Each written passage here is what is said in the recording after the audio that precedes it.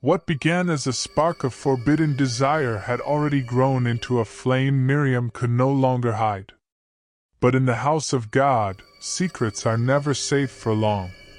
Because every stolen glance, every hidden touch, every whispered lie was tightening a web of deception that would soon strangle them all. It started small. A hushed rumor here. A suspicious glance there. But in a church like St. Matthew's, where everyone knew everyone, gossip was as dangerous as fire in dry grass. Women in the choir began to notice Miriam's absences, the way she seemed distracted during sermons. And men in the congregation noticed Daniel always lingering, always too close to the pastor's wife. Ruth, Miriam's so-called confidant, was the spark behind much of it. Under the guise of concern, she whispered to others, "Pray for Miriam, she's struggling." And in every whispered prayer request, she planted a seed of suspicion. Pastor Elijah had given his life to the pulpit. But even he could not ignore the unease building in his own home. He noticed Miriam's late nights, her sudden excuses. He noticed how Daniel, the young man who once came seeking guidance, now seemed to linger in every corner Miriam occupied. At first, Elijah dismissed it. A man of God was not supposed to be ruled by jealousy. But still the unease gnawed at him.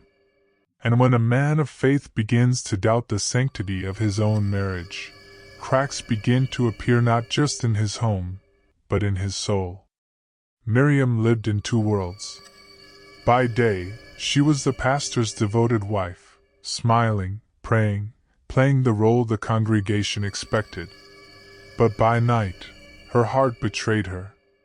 Every secret rendezvous with Daniel filled her with passion and with guilt. She told herself she could stop. She told herself it was only temporary, only a phase of weakness. But Daniel didn't want to be temporary. He wanted more. And Miriam was too lost to say no. What she didn't realize was that Daniel's desire wasn't just for her heart but for everything tied to her name. Meanwhile, Ruth had gone from friend to informant. Her whispers had reached the church board. Her hints had reached other pastors. And soon, they began to reach Elijah himself. "Be careful, people are talking," she told him. "Your wife may not be the woman you think she is." For Elijah, it was unthinkable. But the more Ruth sowed doubt, the heavier it weighed on his mind. Miriam's secret was no longer hers alone. It was now a wildfire. And in a church built on faith, wildfire consumes everything. The walls were closing in. Daniel grew restless, demanding more from Miriam, pressuring her to choose him over her husband. Ruth continued to whisper, fanning the flames of suspicion. And Elijah began watching. The once holy sanctuary of St. Matthew was now filled with shadows of doubt, deceit, desire. And as the web of deception tightened, it was only a matter of time before someone snapped.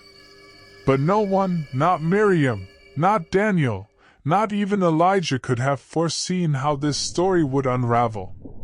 Because the reckoning that was coming would leave blood on holy ground.